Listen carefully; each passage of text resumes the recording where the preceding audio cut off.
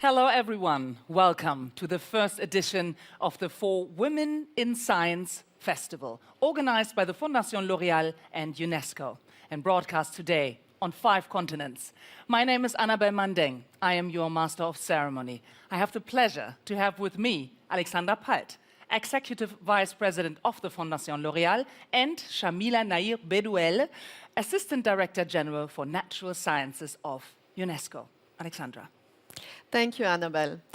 It is a great joy to welcome all of you to our For Women in Science Festival. During the COVID-19 pandemic, we have seen how women scientists are essential when needing to respond to existential threats to our health, to society, to the planet. And still, women scientists meet tremendous obstacles in their careers and their research. Even if progress can be noticed, only 33% of researchers worldwide are women, according to the latest UNESCO report. This evolution is still too slow. Important barriers persist, and the glass ceiling remains a reality in research. Women's access to the highest level of responsibility and recognition is still rare.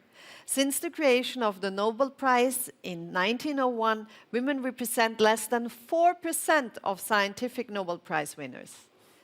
The same situation can be seen regarding access to the most cutting-edge areas of research. In artificial intelligence, women make up only 22% of researchers. This is not just a problem for women. This is a problem for research. To be relevant, research has to be inclusive and needs all its talents to be mobilized. This situation is the result of systemic barriers, of unconscious bias, of self-censorship, but also of persistent sexism and discrimination at all stages of women scientists' careers. This is why the Foundation L'Oréal is working with UNESCO to support, promote, and highlight women in science. And with this first edition of the For Women in Science Festival, we also want to celebrate them and to show not only their breakthrough discoveries, but also their resilience. Indeed, Alexandra, gender equality is at the heart of the mandate of UNESCO. The world needs science, and science needs women. And one way of doing this is to showcase exceptional women. And this is what UNESCO and the Foundation L'Oréal have been doing for the past 23 years. We are committed to showcasing exceptional women in science, to make their work and talent more visible, and to inspire younger generations to pursue scientific careers. Women are not only hesitating to choose a scientific career, they're also leaving science for lack of equal opportunity in the workplace. This is one finding of the UNESCO 2021 Science Report.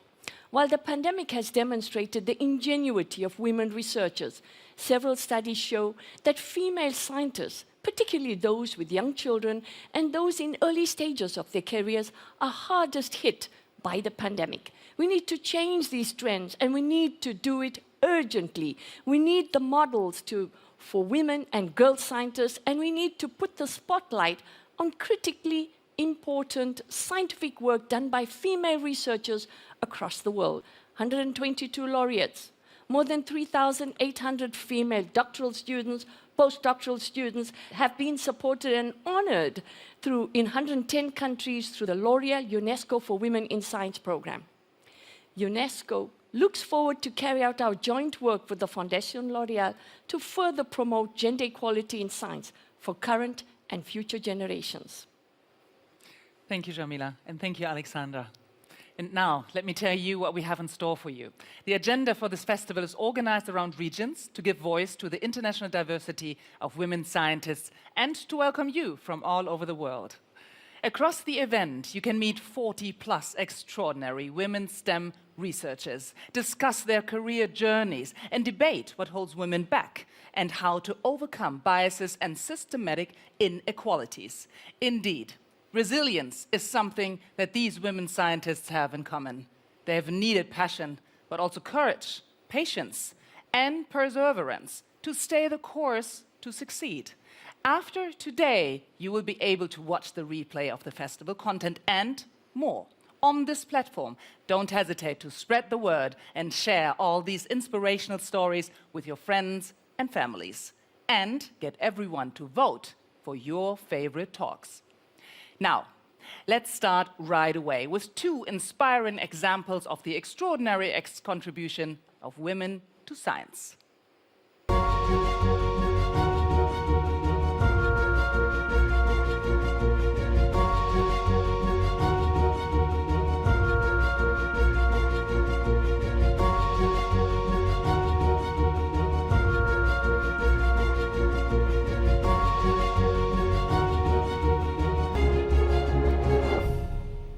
Hello, my name is Sara Inés Lara. I come from Colombia, South America. We all know that we are in the midst of an extinction crisis. Mother Earth is suffering like never before. Millions of species are suffering at the hand of one species, the human species. We also know that this problem is most severe where biodiversity is richest, in the tropics. For example, Colombia is home to almost 2,000 bird species, which is 3 times more than France. And yet, Colombia is losing an area of rainforest the size of Paris every 12 days. And deforestation rates are accelerating in recent years. I come from a small village called Cajibío, Cauca, in the high Andes of Colombia. And I'm proud to have indigenous heritage. This region is the treasure box of biodiversity and natural resources. But tragically, it has also been devastated by decades of conflict, violence, and its people have suffered immense losses. I was educated as a civil engineer in a period of time where conservation was very little talked about in my country. After seeing so much destruction, I saw the light and I realized that I have to help save nature. I put down my construction hat and I put on a pair of binoculars. I soon found out there was a spectacular species that is found nowhere else but in the high Andes of Colombia, called the Yellow Ear Parrot. 100 years ago, the Yellow Ear Parrot was reported as abundant across Colombian Andes. But in 1999, just one flock of 81 birds survived. It was listed as critical endangered on the IUCN Red List and on the verge of extinction. I made it my mission to help to save the species from extinction. First, we needed to understand the challenges of the species so we can most effectively act to counter those issues. So I put together a research team and established an NGO called Fundación Pro Aves to help manage the project. My team quickly found 2 major issues that were confronting the parrot. The first issue was the disappearance of the Quindío wax palm, the parrot's nesting and where they feed. Without protection, these majestic trees were being cleared for cattle pastures. Not only that, but thousands were cut down each Easter. The palm fronds are sought after to be carried in Palm Sundays, a religious tradition in Colombia. And the second issue was the parrot's unusual behavior. Most types of birds are wary of humans, and for good reason. But the yellow-eared parrot was unusual because it trusts humans. Unfortunately, this made them easy to hunt for sport.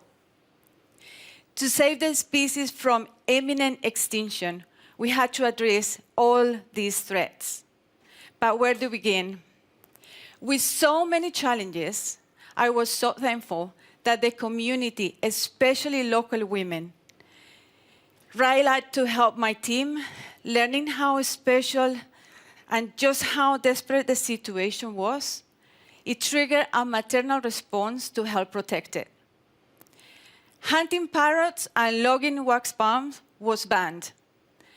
And soon the parrot and the palm were adopted as a local and regional emblem and symbol of pride. I also helped to create a network of 28 nature reserves to protect and restore habitat for the parrot and countless other species. Combined, these reserves cover an area almost three times the size of Paris. Lastly, we partnered with the Catholic Church in Colombia and environmental authorities to stop the cutting the palm, and within few years, the centuries-old tradition of procession with wax palm fronts became processions of wax palm seedlings that were proudly carried in pots and planted each Palm Sunday. So how did the parrot respond? Well, we were shocked. With the threats removed and the last colony started to breed with vengeance, raising 2 broods of 2 chicks each year. Soon the population was almost doubling in size every year. Those 81 individuals became, in 1999, over 3,000 individuals, spreading across the Andes. It was a great success. In an era when we are struggling to reverse the fate and so many endangered species are in danger, the recovery of the yellow ear parrot offered us hope. But it didn't do this alone. At every step, women inspire me, and together we galvanized real change. There were just not mothers, but entrepreneurs, teachers, and future leaders. They stood up with us in creating a better world. With this experience, I saw the huge potential and a great need to train and empower women to inspire nature conservation and improve their livelihoods. This led me to establish an initiative, Women for Conservation, in 2004. My projects help establish women-led community networks around these nature reserves, supporting them with training workshops from entrepreneurship to being a reserve rangers, as well access to knowledge on environmental matters and providing access to especially family planning. One example is Nympha Carianil, who has shown tremendous personal commitment and sacrifice to protect a threatened rainforest in the heart of the Colombian Amazon. Nympha lost her son in January 2019 when he drowned in the river outside the reserve station. She then lost her husband, Rufino, who worked with her as a reserve ranger in May 2020 due to COVID. Rufino worked with Nympha together as a reserve ranger, and Nympha asked that she would be allowed to bury Rufino beside her son in the reserve. She continues to protect the rainforest with tremendous commitment and professionalism. She's doing this alone in the face of constant threats from hunters, loggers, and settlers who seek to destroy this area. Nympha is just one example of women's determination and strength and commitment for protecting nature. She shows us that women are a tremendous force for conservation. By acting together, we can overcome adversity and transform difficulties into opportunities. There are big challenges, and nature needs us more than ever. But as you can see, from the yellow ear parrot, we can save a species from the edge of extinction. And despite tremendous adversity, the passion and determination of women, just like Nympha, can make all the difference for our communities and for our planet. And working together, nothing can stop us. Thank you.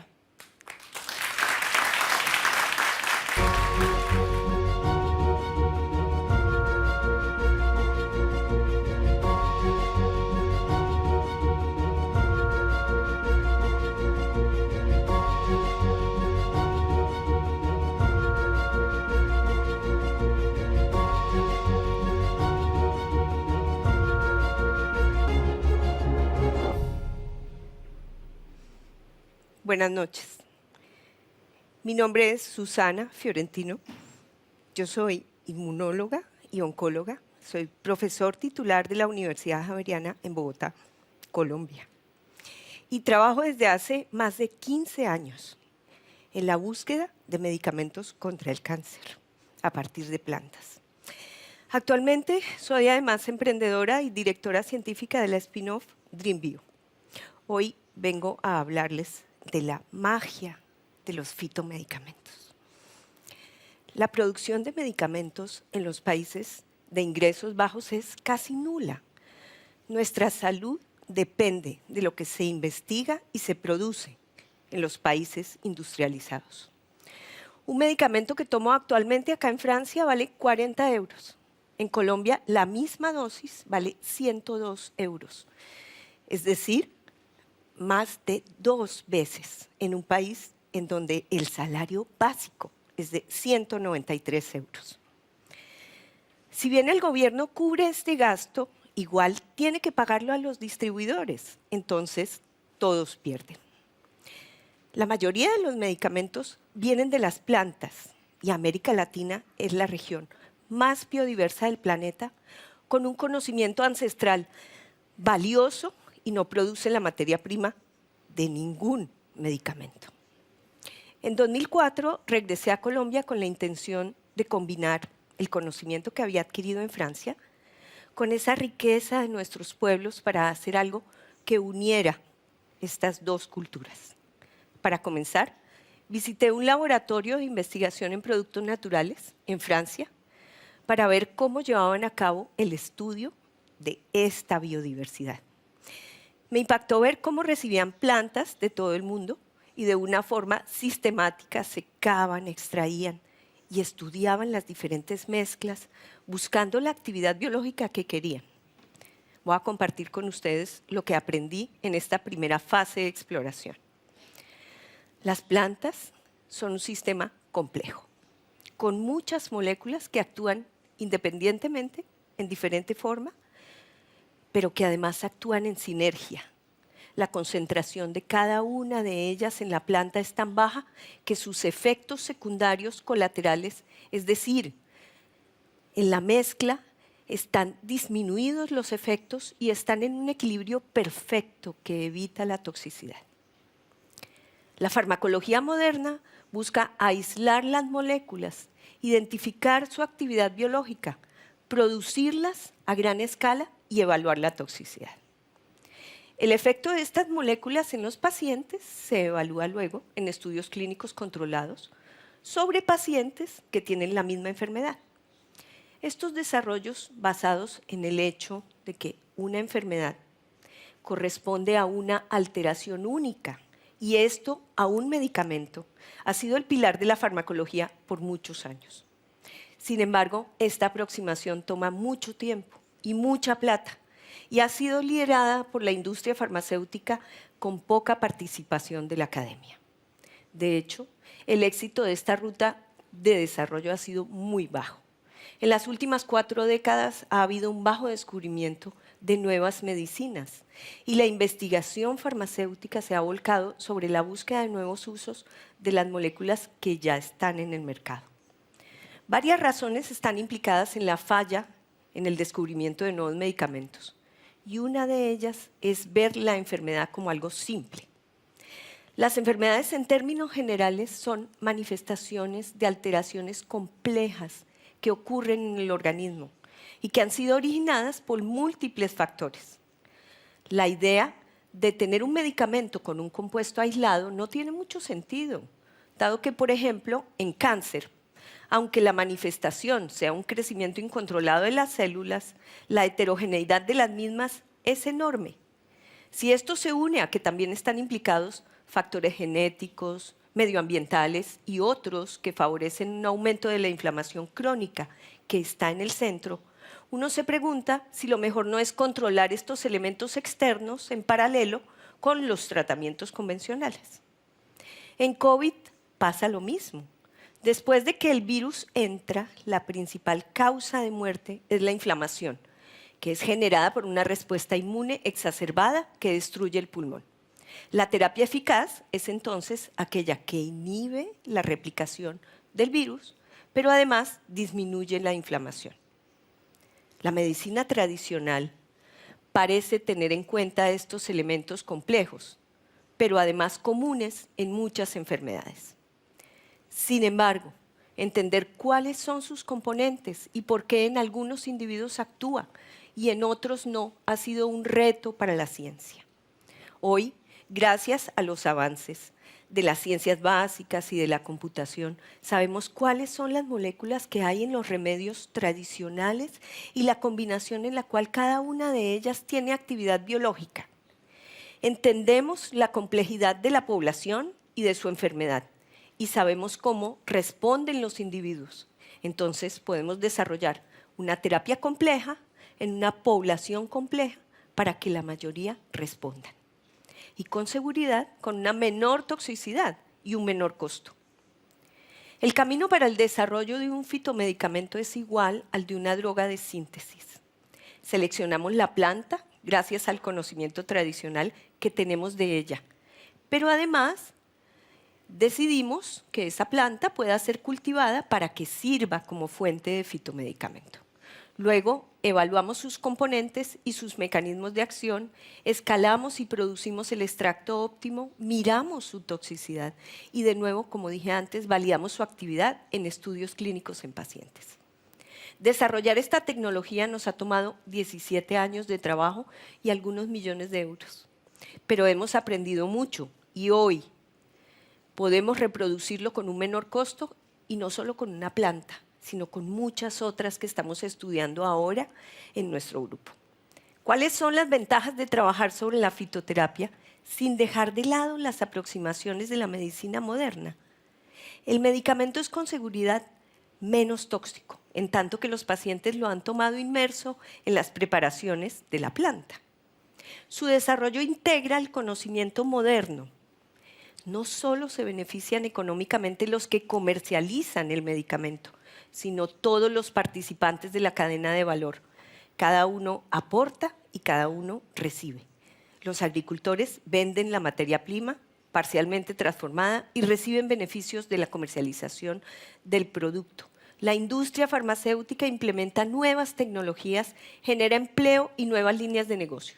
La academia genera conocimiento y recibe regalías por la transferencia de este conocimiento.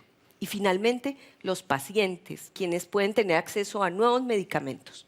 Esta cadena de valor aporta en la construcción de una economía más sostenible basada en el uso de la biodiversidad. Siguiendo estas premisas, tenemos hoy un fitomedicamento que tiene un potencial enorme en el control de las enfermedades respiratorias. Acabamos recientemente de evaluarlo en un estudio clínico controlado en pacientes con COVID en Colombia y encontramos que podía disminuir algunos de los marcadores de inflamación y disminuir el tiempo de estadía en el hospital.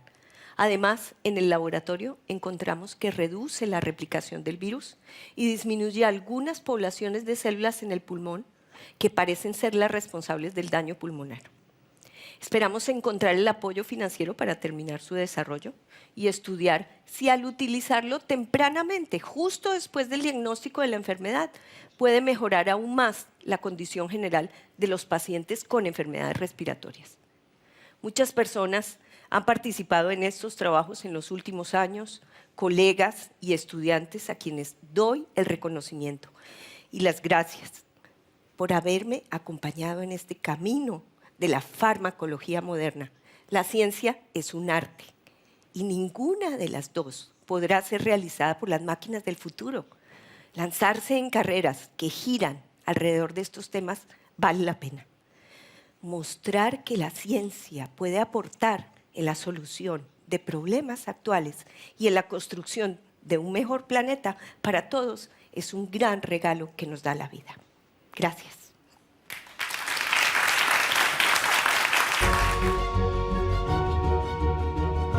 I do believe that women are resilient by nature. Curiosity, our creativity, and our affinity for collaboration. I like to think of resilience as strength. And when you find something you love and you do something you love, you will find that strength. being away from my family for nearly 10 years. Female scientists are able to actually move on regardless of the challenges, obstacles. Be resilient, be strong, be a woman in STEM. We have seen in the COVID-19 epidemic how important trust in science is and how parts of the public can mistrust scientific data and new technologies. To discuss how to build trust in science and technology, please welcome on stage our next round table, including 2 laureates of the International L'Oréal UNESCO for Women in Science Awards.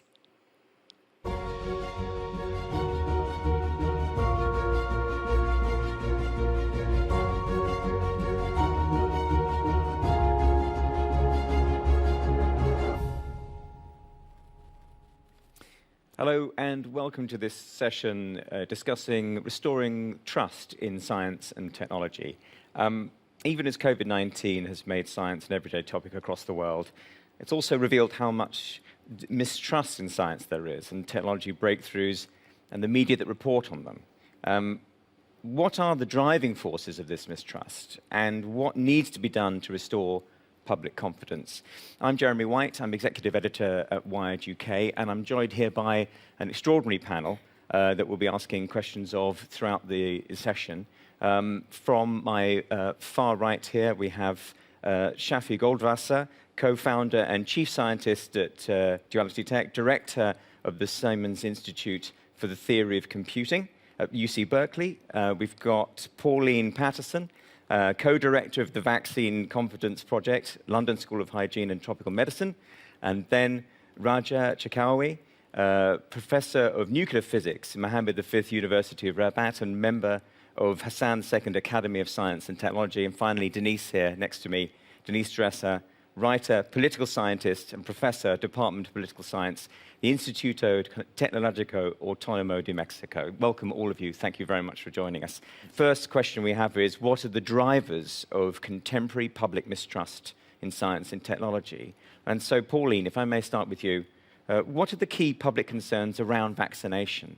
How does trust or distrust play a particular role? Thank you. Yes, for vaccination programs to be successful, it really does depend on trust, confidence, not just in the vaccine. So is the vaccine safe? Is it effective? But also trust in their healthcare providers. So does your doctor have your best interest at heart? Is your doctor competent? Or the healthcare provider at giving you that vaccine, but also trust in the process, trust in the policy. So is the policy based on evidence? Do people have trust in the policies that are there? And that's really key. And what we found is we conducted a study at the Health Protection Research Unit in immunization, exploring parents' views of whether they would accept a vaccine or not. 90% said they would. So in the UK, for example, people are willing to be vaccinated when asked. But the reasons why they weren't so keen to get vaccinated was this concern around safety, concerns around effectiveness, or possibly not feeling at risk as well. So we don't just look at confidence, trust, but we also look at convenience. Is it somewhere that's easy to get to? Is it far away? Is it at a time that you can go get vaccinated? If you're working during the day, can you go in the evening, at the weekends? And also in terms of cost, but also complacency. So do you feel at risk of the disease? And we have seen that some people don't feel at risk of the disease because it does affect more vulnerable people, more elderly people. So the young, we've seen, are less likely to want to get vaccinated because they don't feel at risk. How do you go about not alienating people, when encouraging people to get the vaccination, the jabs, but without alienating them? You're talking about making it convenient. But how do the people that don't want to have them, for example? It's really important not to stigmatize those that aren't vaccinating. And it's really important to not say that they're not vaccinating because they're uneducated or they don't know enough and we need to educate them. It's really important to figure out, why are they not vaccinating? Is the vaccine in a place where people can go? Is it convenient? Figuring out, talking to them, not just communicating out, but also engaging with people, figuring that out, and then addressing those issues. It'd be interesting to see what has been the most successful efforts either of you have seen in fighting vaccine hesitancy. Before I answer that specific question, I want to address some global trends that Russia is simply one more evidence of. Right. Have to do with declining trust worldwide, and this is measured by the recent Edelman poll on trust. Decline in trust in governments, decline in trust in the media, decline in trust in journalists, and I think this is fueled by two parallel phenomena. One has to do with the disillusionment with liberal democracy around the world because of inequality, because of the rise in poverty, because of failure to deliver. And you're seeing the rise of populists on the left and on the right that because of the particular way in which they govern, tend to provide a narrative whereby they have alternative facts. And people should trust in them as the embodiment of the people. And therefore, they tend to discredit data. And scientists are part of a data-driven group of society. So there's that political factor. And I think it also has to do with a second trend, which is the rise of social media as a way of conveying disinformation about vaccines, as a way of spreading conspiracy theories. And because of the distrust in traditional institutions, people are now getting their information via Twitter, via Facebook, and the hesitancy rises specifically from those sources of disinformation. Where are vaccines working well? Where is there more trust? In places where there's trust in government, where there's trust in science, where there's trust in institutions. Raja, that actually leads me to ask you a question, really. You know, even leaving aside this polarization here, but do policymakers, the politicians, trust science and research in your experience? Is this seems to be key for whether we're actually imparting trust through to the general public? If the policymakers and the lawmakers are brought on board, is this your experience in your field? Yes, I think trust is mandatory to build a scientific project, and I can give my example. I am working in fundamental physics. So when in 1996, as the head of a nuclear physics laboratory, I proposed to my minister that Morocco becomes a member of an international scientific collaboration. It's not easy for our country, so you have to give all arguments. You have to give also what benefits our country will have. And this is very, very important to have the confidence of our ministry. And when we have his agreement, after that, I can give some example. For example, yes, I show that first we will have a young researcher, PhD student or post, in high-level scientific. It's very, very important for our country. We will have technical transfer in our country. We will have innovative training. So all that is very important. And after that, the concrete results and positive results establish confidence until today. And despite the change of government, and this is very, very important. Speaking of widening out to other areas as well, Shafi, I wanted to bring you in to talk about AI applications, something that's in the news a great deal over the last few years. But we use more and more AI applications every day. And this is an area that you work in specifically. So do people trust or mistrust algorithms, or should they mistrust algorithms? Yeah, so in fact, it's a very good question. Because as we know, in the last 5 years or so, there's more and more talk about machine learning and AI methods being used in every aspect of life. And some of it are things we don't even think about twice. So the fact that we reroute traffic because we know where traffic is going. That has to do with the fact that we have a lot of data about traffic, and we have smart algorithms who tell us how to drive faster and safer. Similarly, about energy rerouting, and obviously everybody knows about medicine, that we have a lot more data about illnesses, about causes from all over the world, and if we collaborate and bring this data together, we can also learn insights about better pharmaceuticals and so forth. So AI has been there. It's because we now have more data and more computing power, we are able to actually take advantage of this data and using these AI techniques. And obviously that's a good thing. So it would be very unfortunate if because of mistrust, these algorithms are not employed.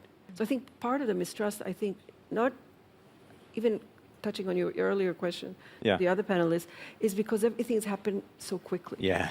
It's even with the vaccine. If you think about it, some of the things that the anti-vaxxers say make sense to all of us. It's so fast. This vaccine was developed so quickly, and we're supposed to take it. And who knows? The point is that we have no time, and that's why we're doing it. So with AI, there's all these techniques. They're incredibly powerful. Language translation. The things. We know that we're using this. There are things we can do today. There are illnesses we can cure because we have all this available, and there's an amazing thirst to use it because it's so powerful. However, because it's quick, regulation lags, and not only regulation, even technologically, and this is things that I work on, you do have to pay attention. Is it accurate? How do you verify accuracy? Is it transparent? Why is a machine learning algorithm making one decision versus another, for example, in things like bail? Is it robust? So in other words, are there sort of outlier cases where this thing is brittle and it will break and it will affect people? Is it fair? There's a lot of use of this term fairness. In other words, if you have a lot of data about people, but you don't have a lot of data about minorities, and now you've changed the whole medical treatment, it might affect these minorities badly. So scientists, so it's more science, it's not less science. More science will fix these problems, in my opinion, because you pay attention to it, you make definitions, you come up with methods. But so I guess my point is, it would be really too bad not to trust because we won't be able to take advantage of what we can. There are legitimate reasons why people are hesitant because of the speed of the science is moving. But in my opinion, the way to fight it is to have more science. And education, obviously, and explanation to people that it's not somebody is always trying to take advantage of them. Okay. Denise, let me bring you in here. Yeah. I want to broaden this discussion because I think we're headed very quickly to a situation where you have incredible advances in technology, in AI, and then those raise all sorts of ethical issues. Absolutely. And issues about how does science intersect with democracy? Yes. Because those tools that scientists are, in your part of the world, very excited about at UC Berkeley, I'm beginning to see, as a comparativist, how those tools can be used by authoritarian governments and not for good purposes. I mean, you see the rise of AI for surveillance technology, and I think science it should not be only for the few. It needs to integrate policymakers, and there needs to be a debate about the ethical implications of artificial intelligence. Even now in COVID, for example, what did we see? That Twitter, Facebook, that were platforms for the dissemination of incredibly valuable information also became tools for the spread of disinformation. And only a year and 9 months into the pandemic has Twitter started to move against those that were providing information that led people to vaccine hesitancy. Only now are they starting to remove accounts that were virulent spreaders of disinformation, Fox News being among them, for example. So I think there's a responsibility for corporations, for platforms and for the scientific community to bring in the ethical dimension, and also for policymakers, because we see the weaponization of science, the weaponization of artificial intelligence. And I think that raises significant questions for the scientific community and for those of us who are in the defense and promotion of democracy worldwide.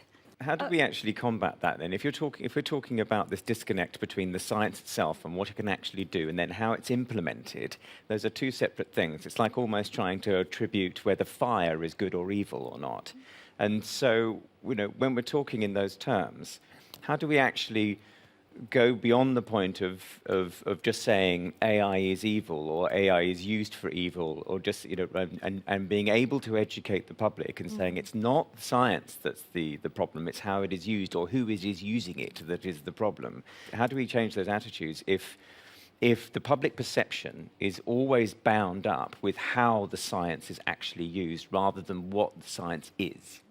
I think in terms of vaccines, if I can add, so we conducted a study looking at disinformation around vaccines, and we did see that if someone is exposed to misinformation around COVID vaccine, they're more likely to decline vaccination. So there is that, but also, although people go to the internet and they go to social media, they don't necessarily trust it. So we can't blame social media for the reasons that people aren't vaccinating.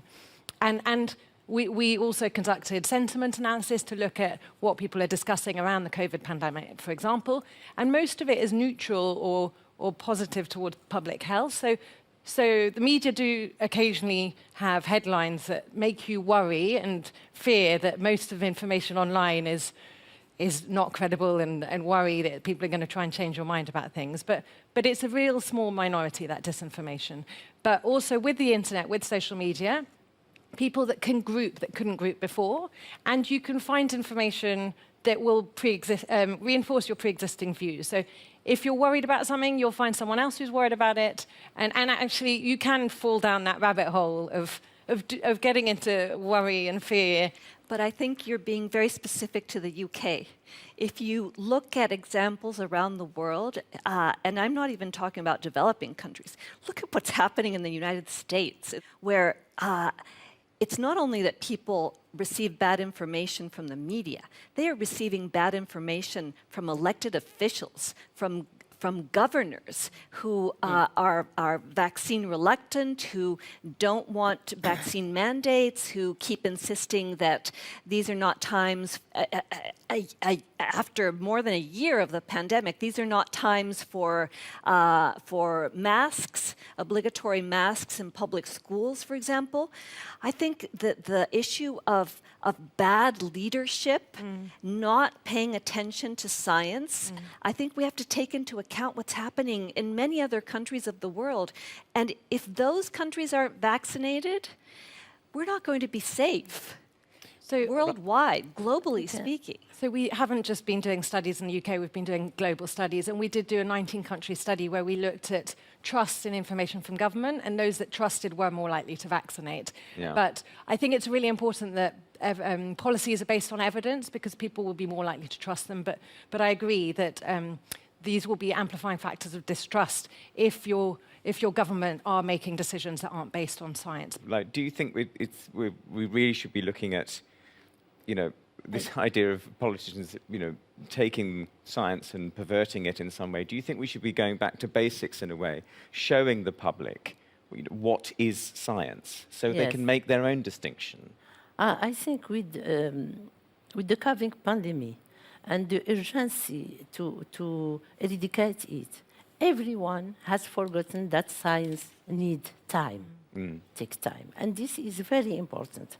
Indeed, the scientific process is well known and requires several steps. First of all, you give a hypothesis, you propose a model, and after that, you have to confirm this hypothesis by an experiment or an observation, and finally, the publication of the results and review by peers. So large publics and decision makers has to be aware of the time needed to ensure the outcome of science.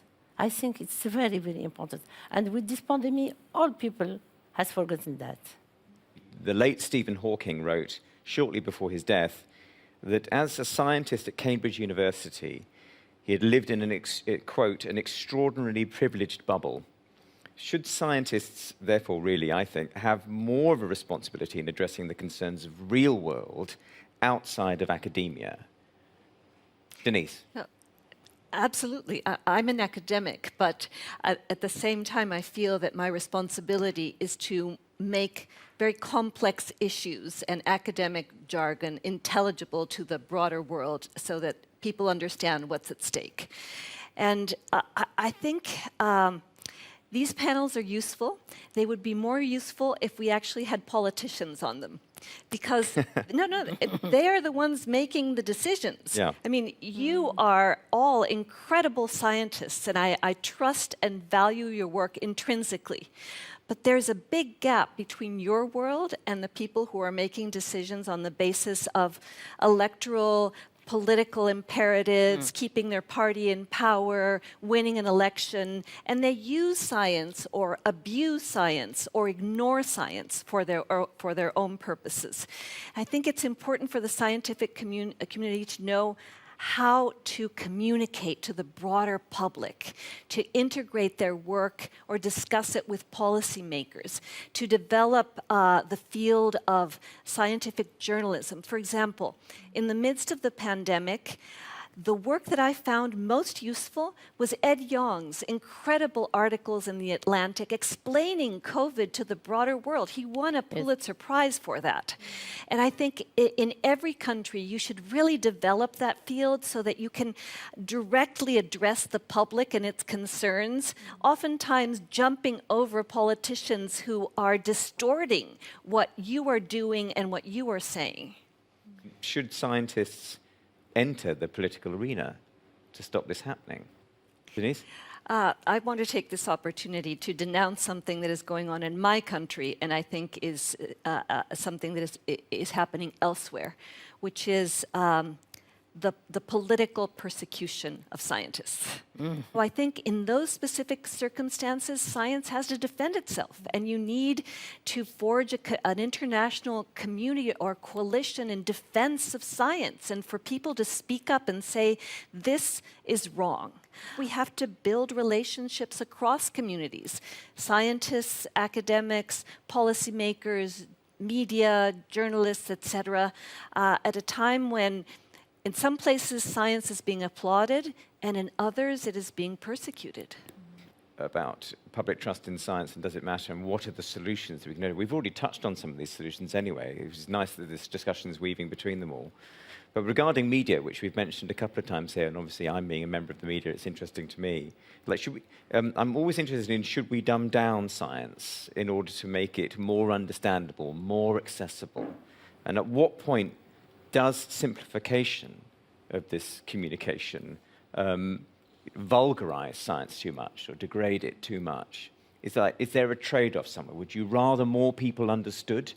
I saw that in French, that you have a master only on scientific mediation. And this is very important. And also, science is going very quickly. So international collaboration for each item is very important. We have to change, to have a relation between, no, we haven't to talk about Africa, Europe, America. No, we have to talk about a project. And we call all the experts in the world. And to explain after it, we have to have the project, but also to prepare us to communicate with the decision maker. It is an exercise. It's not easy to communicate to the large public, and the large public is also these decision makers. It's very important. And I think you have to shift towards just better communication, broader communication, clearer communication, and resources, governmental resources devoted to that communication. I agree, but just to say something, you were asking about should journalists vulgarize or whatever. I mean, it's the wrong term, but I think it's no, there's nothing low enough. There's no low bar. No bar. So no, I'm joking, but I mean, you know, the mad scientist in going back to the future, wonderful character. It's good that there are these characters which are scientists and are sympathetic, which I guess the media can use, or cartoons of scientists. I think the more the better, because I think that scientists being viewed as friendly characters, even for children who are going to grow up to be the adults who either respect scientists or don't respect scientists, and that they're not, you know, nerds or people who are cannot communicate or are not sympathetic. Obviously, the media can have a big part in making scientists as characters, as a profession, more accessible, more desirable. I think actually media does a great job in documentary films now about science. There's a lot more understanding about phenomena, about climate, and that's a big service that media does. What about, sorry, Pauline. Yeah, I'd love to add, in the UK, we've got the UK Science Media Centre, and they say media will do the science better when science do the media better. So they bring together scientists and media, and it's a great network, great collaboration, because then if, as journalists, you will know, you're in a rush, you need to write your piece, you've only got 24 hours, I don't know how long you have. And the Science Media Centre help kind of bring in the scientists and help us write press releases as well. And I think it works really well. And I think it's really important so that media doesn't sensationalize or try and grab the attention by having incorrect facts as well. So I do often talk to journalists, and it helps to clarify what is happening. And because sometimes people, even other scientists in other fields, don't understand what's happening, so they need to talk to someone who does. That's a very good point. Do you think the media should be more ready to follow that example and not try and go for a binary answer? So it's a very interesting question you asked about the media, but that's your profession. So being binary, you know, or sensational, or being decisive, sounds like a good strategy, right? But it might not be the only strategy. So provoking thought is another strategy. So I assume that it appeals to me, and my guess is that it appeals to a lot more people than media believes. So in other words, even about something very technical, you know, that you have an algorithm that makes recommendations, and you want to make it accountable. And then there's a question, are the algorithms today accountable? Can you, like a doctor, if he does a malpractice, you can sue him. Can you sue an algorithm? And maybe yes, maybe not. How do we make algorithms accountable? So by bringing up these questions, but not as an accusation, algorithms are not accountable. Let's not use algorithms. No, that's not the end. It's an interesting question. How do you make an algorithm accountable? Can it be done? So if media was able to provoke thought, wouldn't it be wonderful? I don't think it's an impossible task, but the easier task, of course, is to provoke sensationalism. And I want to agree with you, because I think media has also the responsibility of raising questions. Yeah. Food for thought. Right. You know, at the intersection of science, technology, ethics. What are we going to do, for example, about the ethics of artificial wombs that are going to be down the road in 5 years? Or who gets to go to Mars? Who gets to live on Mars?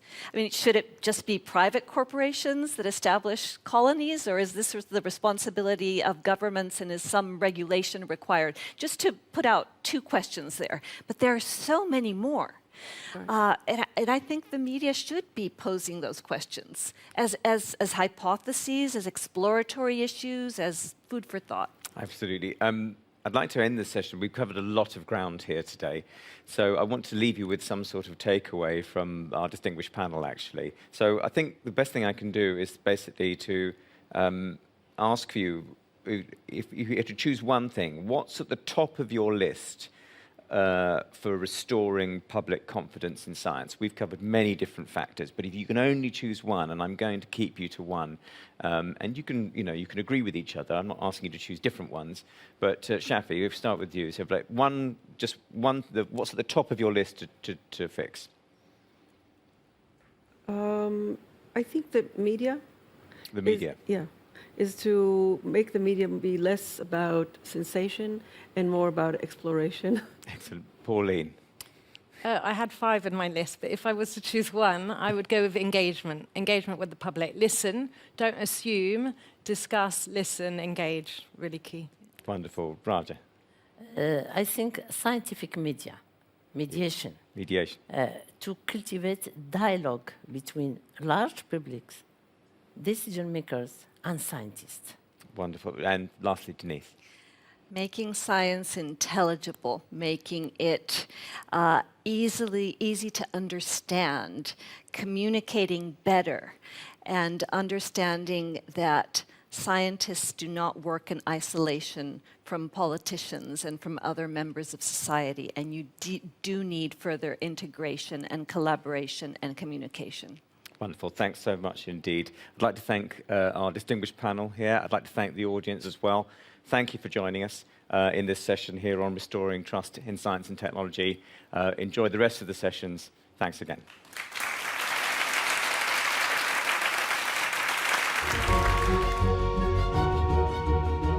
Just persevere and keep on going in your direction that you like. Find something that you like and stick to it and be the best at it. Faire un métier qu'on aime. Et ce que je voulais, c'était des challenges, oser, agir, dépasser les barrières. Resilience is certainly something that women in science need. I think science is a very challenging culture. Significa hacer de la ciencia una forma de vida. Standing up for those who are voiceless, who are trampled on, who are dispossessed. Really never give up. I am sure you're ready to continue with the For Women in Science Festival. Next up are 2 remarkable women working on water issues. Professor Marcia Barbosa and the environmental entrepreneur Ana Luisa Becerra.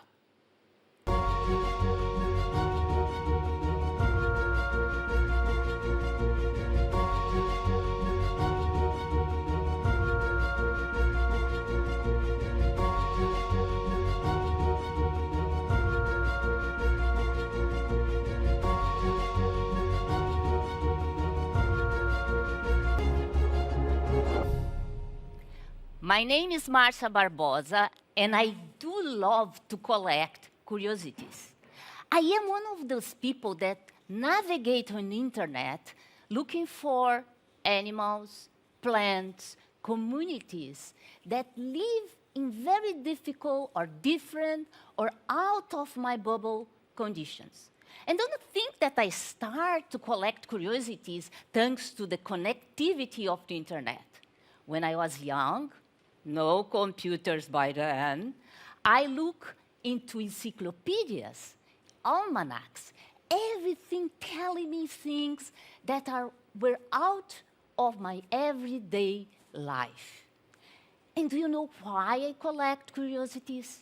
Because when I'm concentrate in solving problems with my equations, calculations, all of that, suddenly, from this network of curiosities, one appears and calls me with the smile voice, Marcia, Marcia, look to me. And suddenly, I understand the solution. You think I'm crazy, but I'm not alone, like the music. Maria Meyer was the second woman to get the Nobel Prize of Physics. If now it's weird to have a woman physicist, by her time was unbelievable weird. The newspaper have the headlines, Mother of San Diego got the Nobel Prize, because the only thing a woman could do at that time was to be a mother and a wife. And do you know why she got the Nobel Prize? Because she unveiled a mystery. At that time, they knew at the nucleus of an atom, there are a certain number of protons that when it happens in nature, they're super hyper connect.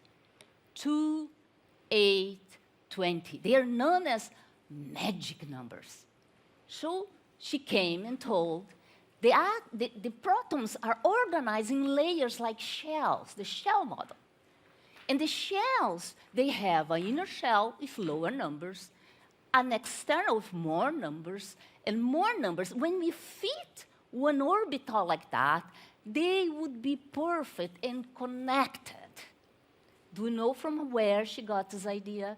Not only from equations, not only for a library book and talk with super, hyper intelligent physicists. She got that for looking a ballroom of people valsing. When people valse, you have an inner circle in which everybody is spinning the same orbital, and each couple is spinning around like a spin in a proton. Then you go to an external, you have all this beautiful spinning exactly like the nucleus does. It's not that beautiful? And all that came for the fact that she had got this idea out of her box. Imagine now if you have a working place with very diverse type of people, each one carrying their own external box. How much discovery, innovation can come from that? I'm also a physicist, a theoretical physicist as Maria Meyer. But instead of looking to atoms, I look to molecules. Actually, I look to a single molecule, that's water. Water? Such a simple element. Water is nothing but simple. It has more than 70 behaviors in which water goes in the opposite direction of the other materials.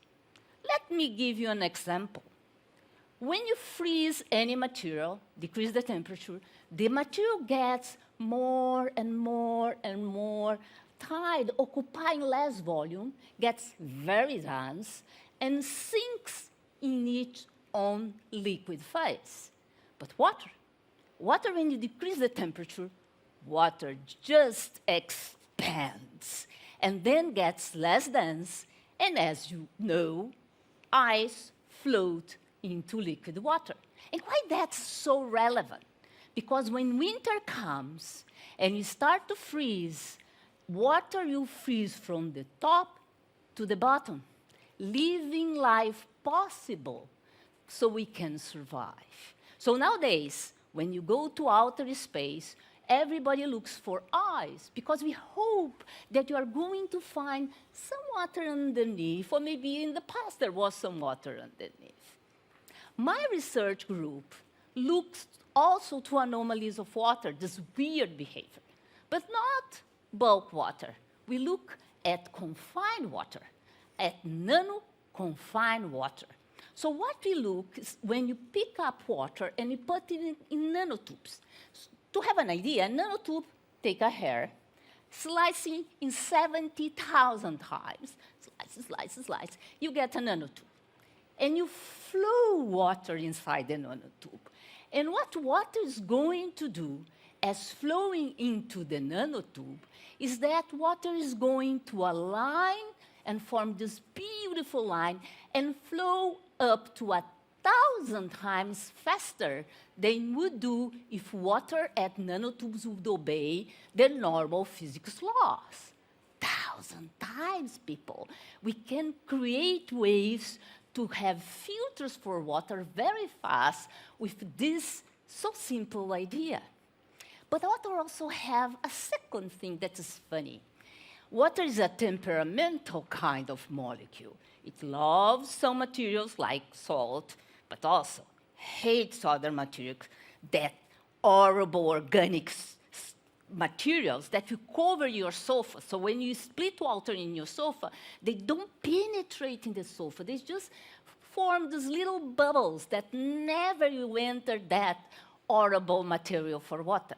So one day, I was thinking, how can I combine flowing fast, good for filters, and having this love and hate for water? I was concentrating, simulations, equations. How can I handle that? So I can think about ways to solve the problem of lack of fresh water. As you might know, today in our planet, a number of people, 1 in each 6 people in the planet, live in places with super stress of water. What can I do to help on that? And when I was concentrating, in that network, remember my curiosity network, emerged a little answer to my question, emerged this beetle. This beetle lives in the Namibia desert, and it has in the back, if you focus, you're going to see little tubes. In the top of the tube, there is a material that loves water, but loves so badly water that transforms the water vapor from the morning in the desert in liquid water. And then, in the bottom part, there is a material that hates water, like your sofa. And then the water drops just fall, and the little beetle is just open its mouth and drink water. When I looked to that, I knew I have my answer. I have to build a beetle nanotube. A nanotube in which water will flow, but you have a part that loves water and a part that hates water. Let me do that. I went to computers, I did the simulations, but unfortunately, it did work that well. And the reason why it did work that well is that in the entrance was too narrow. So water vapor transformed into liquid water, but then was so happy to be in this part that loves water that would not go to the part in which the flow would be so badly.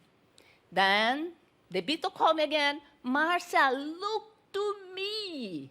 And I looked to the beetle, and I realized that it does something very special.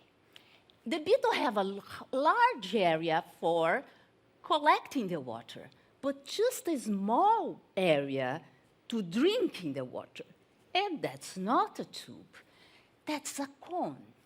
So I create the beetle nanocone.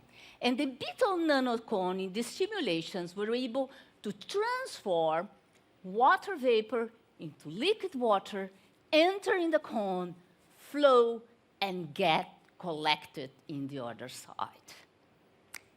This technology is until now evolving, and I hope a few years from now, I'm going to come back and show you a prototype. Meantime, if you want to innovate, collect curiosities. Thank you very much.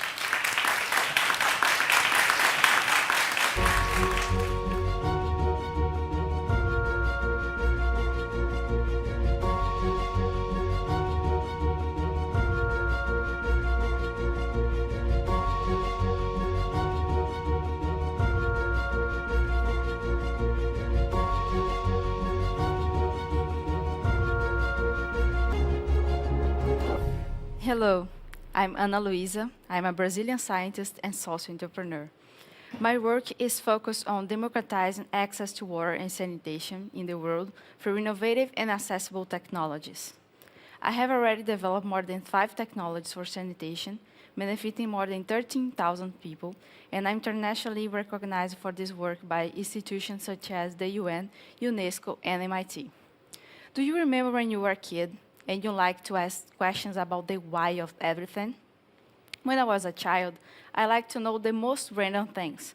Why the sky is blue, and why glass is solid and transparent at the same time. I imagine that many of you have gone through this questioning phase as well.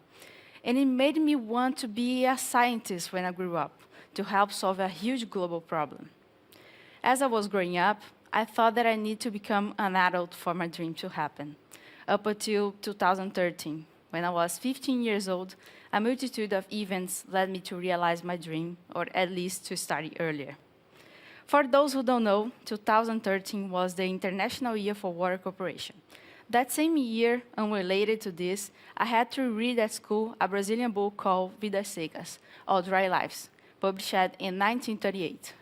The book tells the story of the suffering life of families living in arid rural areas of Brazil, in a struggle for survival, in an environment of great hunger and almost no water, which justifies the title. That book made me feel like I was there, watching the suffering of Fabiano's family closely. And curiously, a few days later, I saw a poster for the Young Scientist Award, the biggest Brazilian award for young scientists. It was the necessary push to understand that I could start being a scientist before reaching college and solve the problem of water access in rural areas. So I started researching on the internet what the problem really was and what I could do to solve it, considering that I didn't have many financial resources or support from research institutions. During my research, two things was very clear. First, the problem of 1938 has not changed much. It's the reality for millions of families around the world. And little is being done to address it. The second thing is that there were thousands of technologies for water treatment, but they fail in the main objective, to guarantee the independence of access to drinking water for families in isolated areas without access to running water and sewage collection.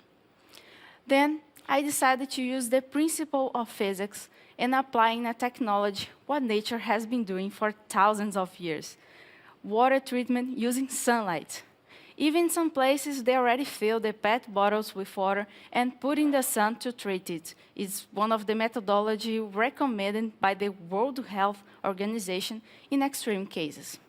Yes, sunlight has ultraviolet and infrared radiation, which can kill microorganisms that live in water and cause disease.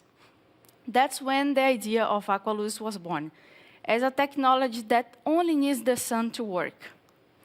Of course, the first version was simple and not pretty, which added to the fact that I couldn't get support from any lab to test the technology. I couldn't win the prize. But the important thing was to take an initiative and start. I was the only one at my school who applied for the prize. Usually, students from a tech-based school with laboratory support apply to this kind of prize. But nothing mattered to me. I was already so in love with what I created, knowing that Aqualuz had the potential to change the lives of millions of people, and I want to follow that journey to the end. I want to develop the technology and take it into the hands of those who need it most in Brazil and in the world. This was not going to be easy. In Brazil, scientists do not receive much support, and I could not find ways to produce and finance Aqualuz for those who need it most. I was still too shy and didn't have the courage to pitch and convince people of my technology potential. It was very frustrating, but I was still motivated to find a way. I went to another competition in 2013 where I needed 1 week of training, and the pitch resulted in me moving just my lips in the entire presentation with the rest of my body completely frozen. I even answered questions wrongly. I was just thinking, what am I going to answer? I did not train for this. For me, it was a completely failure. So much that I didn't even bother to go to the prize ceremony. But can you imagine what happened? I won second place. But of course, as I didn't show up, I missed everything. And I was like, wow, how was this even possible? I decided to continue and do my best to develop new prototypes in my backyard. I entered university 2 years later, at the age of 17 years old. There, with the help of a professor, I discovered the world of entrepreneurship and how I could use it to help people who suffer from not having access to water. Thus was born Sustainable Development and Water for All, STW. But things were not as simple as that. For one thing, I needed to pitch this project to get it funded. Whenever I tried to pitch my project to entrepreneurs looking for opportunities, I was judged to be too young and not taken seriously. I was determined to learn about how, in addition to being a scientist, I could be a leader and have a social impact startup that could change the world. So I worked at building confidence to get support, and I really wanted to get involved in as many opportunities for entrepreneurs as possible. So I faced my fear of talking to people and performing in public. Of course, at the beginning I didn't do well, but I used all possible experience to gradually improve its difficulty, from speech, gesture, intonation, and I believe it's been hundreds of times that I've performed.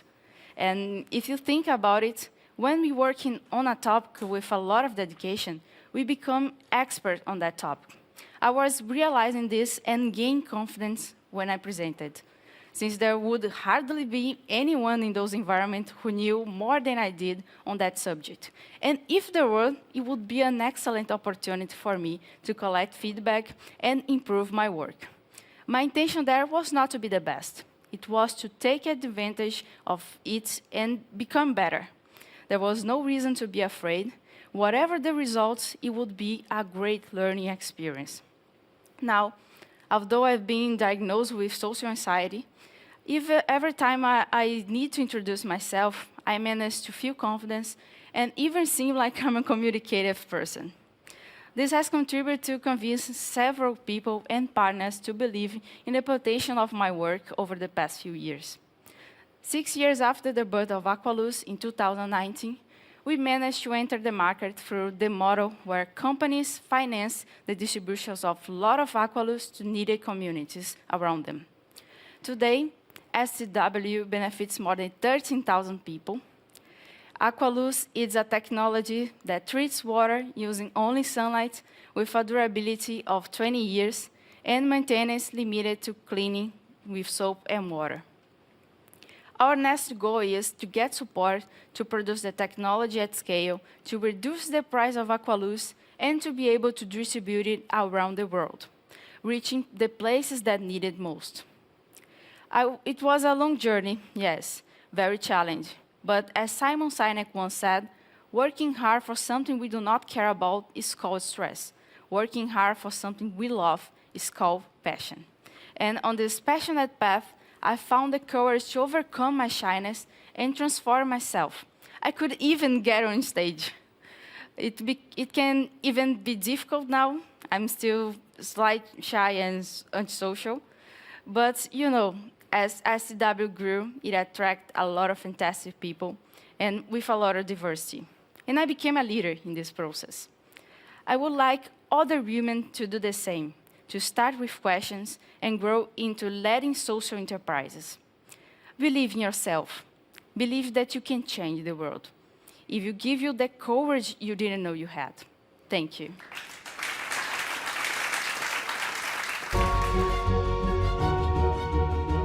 Resilience is strength. Resilience is the ability to adapt, the ability to change in your field for what is relevant and what is needed for you to do as a woman. There is a lot of challenges that we face as scientists, and especially women in science.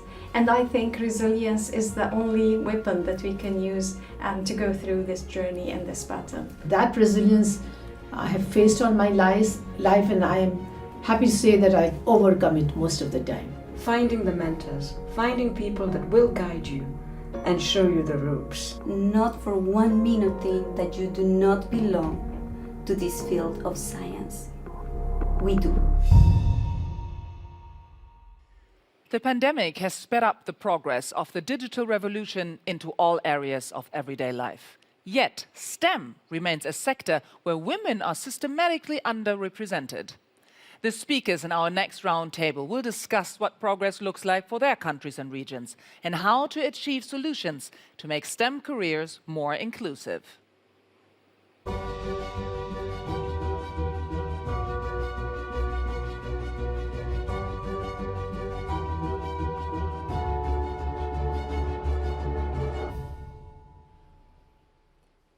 Greetings from Paris and welcome to our panel on advancing women in STEM all around the world.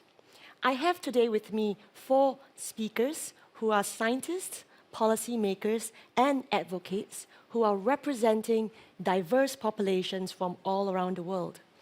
They will be providing us a report, an update on the narrative and status of women in STEM from their region, which ranges from Guatemala, the United States, France, Argentina, and South Africa. As for myself, my name is Julianna Chan. I'm the founder and chief executive officer of Wild Type Media Group, and I'm also a science journalist. I'm very delighted to be a moderator for today. So I will be introducing our 4 speakers one by one, starting with, of course, Professor Karen Hallberg. She is a For Women in Science Laureate 2019 for Latin America. Hello, Professor Hallberg, welcome. She's a professor in physics at the Balseiro Institute in Argentina, and also the principal researcher at the Bariloche Atomic Center. Professor Hallberg, would you please share with us your journey and your work in using computing approaches to understand the physics of quantum matter, and perhaps a little bit on your work on ethics and social responsibility of scientists? Karen, please. Thank you very much, Juliana. Hello, everyone. I'm very happy to be here in this very important subject, promoting women in STEM. As you said, I'm from Argentina. I live in the south of Argentina, in Patagonia. There's a research institution, and we do research there with my students. I also teach. But apart from my professional career in physics, as you mentioned, we're doing state-of-the-art numerical calculations and numerical codes to study the quantum behavior of matter using quantum information technology. I'm very interested in promoting women in science, also promoting other less advantaged groups of society in science. Thank you, Professor Hallberg. Next, we have Professor Franzois Combe. She's a For Women in Science Laureate 2021, a most this year recent laureate. Congratulations. And you are an astrophysicist at the Paris Observatory and a professor at the Collège de France, where you have been the chair of galaxies and cosmology since 2014. Professor Combe, would you please share with us more about your work on galaxy formation and evolution, please? Yes, I am doing research at Paris Observatory and observing galaxies and looking back in time to go to the Big Bang to know how the galaxies are forming at the beginning and forming the stars, in fact, that consist all the disk of galaxies. And of course, the stars are formed from the gas, so that we observed a lot of molecules, organic molecules in the interstellar space. They are forming a lot of stars, and that's why we are here with the sun and the Earth. And about women in STEM, I am also promoting them. I have been in my career about 37 PhD students, and half of them are women. So it's actually very great to hear that there's so many women in astrophysics. So thanks for the update. Moving on, we have Africa Flores, Severe Land Cover and Land Use Change Lead at the NASA Applied Science. So Africa, could you please share with us your journey that led you to move from Guatemala all the way to the University of Alabama in the United States? I grew up in Guatemala, and I remember the stories of my parents and grandparents enjoying natural resources, clean water, playing in the rivers, fishing there, some luxuries that I didn't have in my hometown when I was growing up. That really drive my interest to study something that helped me to manage our natural resources, because in this very small piece of land, there is so much richness, but it's so badly managed. So that led me to study agronomy and the field of STEM. Over there, I discovered geographic information systems, and I started working with satellite data. And that's how I made the jump to the program Servir, in which our main goal is to build the capacity of countries around the world to use satellite data and air observations for environmental monitoring. I had the opportunity to go back to Guatemala and use AI and satellite data to forecast harmful algal blooms in one of the most beautiful lakes in the world, Lake Atitlan. No bias, because I am from Guatemala, but it is the most beautiful lake in the world. Okay, last but not least, we have Ms. Doni Kunu. Doni is a bilateral engagement lead for climate change at the Adaptation Research Alliance at South-North. So, and you're also pursuing your PhD at the Global Change Institute at Witwatersrand University in South Africa. But Doni, what I'm most interested in is the project that you started, Black Women in Science, a non-profit that you set up to support young Black women scientists. Would you please share a little bit about your main job, and then, of course, Black Women in Science, please? So my main job is really looking at climate change and climate research and trying to see how we can move from the research into the actual action of these projects, be it water solutions, be it energy solutions, be it infrastructural solutions, but we really focus on how do we move into the action. And then, within that journey, I obviously started an organization called Black Women in Science, and this is because I saw that the higher I went in the academic ladder, the fewer people I saw that looked like me.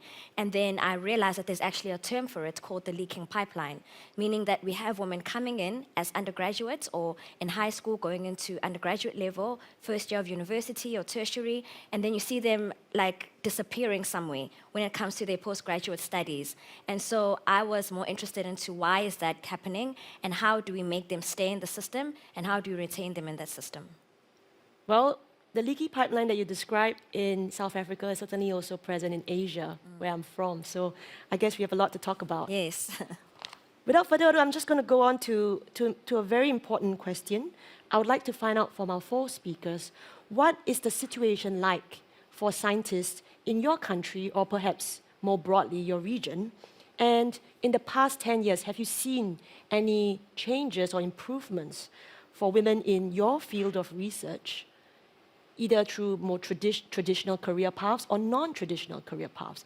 I know that's a very big question, but what I really am asking is, what have you seen in the last 10 years, and do you have anything good to report back to base today? Maybe we'll start with Karen. I would like to be much more optimistic at this stage of evaluating the situation. I'm optimistic in the long run, but you know, a couple of years ago, UNESCO announced that less than 30% of the researchers worldwide in science were women. This number includes social sciences and humanistic sciences, so I would venture to say that women working researching in STEM are much less than that. I don't know the number because that hasn't been evaluated properly. But imagine I would just, maybe we are, I think, less than 20% of researchers worldwide. I'm just guessing, but that must be the number. In Latin America, in Argentina, the situation is slightly better. For example, in Argentina, in physics, there are 30% students, women students who are studying physics, but then that number decreases very rapidly while the women continue in their careers. So this is a little bit worrying. This still has to change, it has to evolve. I'm optimistic because the numbers are increasing very gradually. So now we have maybe 30% plus of women. We have a positive slope, although the slope is quite flat still. There's a lot to do. And if we look at women working in, for example, quantum computing and quantum technologies and quantum science, which is my field, then it's much, much less than that. I say, in the conferences I participate, there are less than 5% women. So there's a lot to do, and I think it's great that we talk about this because I hope we can inspire other women to continue. Well, thank you for telling us, and we will be talking about some ideas on how we can change that. Moving on, Africa, why don't you share with us what has it been like? I guess you can speak for both Guatemala and also the United States, because you've seen both countries. Yes, exactly. I think that there has been significant advances, but there still remain main challenges to be addressed. There are more women studying STEM fields. I am in the field of earth system sciences, and you can see a lot of entry jobs as well, but one of the main issues is the leaking pipeline, maintaining and retaining women in these fields, and for them to occupy higher level positions. On the good side, I think that I have seen in these 10 years, which the field has advanced tremendously, I have to say, because we have never had as much data and information as we have today from satellites to monitor our world, and things are moving super fast.